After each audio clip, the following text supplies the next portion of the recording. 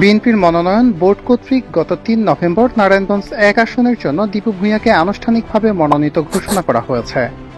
মনোনয়ন ঘোষণার পর থেকেই রূপগঞ্জ জুড়ে শুরু হয় আনন্দের বন্যা।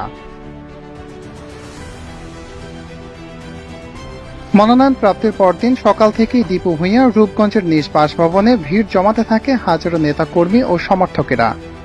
দিনভর ফুলেল শুভেচ্ছা আর অভিনন্দনে মুখরিত থাকে পুরো এলাকা। দীপু ভূঁইয়া বলেন, এই মনোনয়ন আমার একার নয়, এটা রূপগঞ্জবাসীর, আমাদের সকলের। দল আমাকে যে দায়িত্ব দিয়েছে আমি সেই বিশ্বাসের মর্যাদা রাখতে জীবন বাজি রেখে কাজ করব ইনশাআল্লাহ।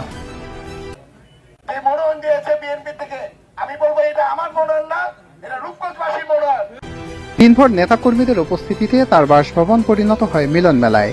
বিভিন্ন ইউনিয়ন ও ওয়ার্ডের নেতারা ফুলের তোড়া দিয়ে শুভেচ্ছা জানান, কেউ কেউ স্লোগান ও ব্যানার দিয়ে আনন্দ মিছিলেও অংশ নেন।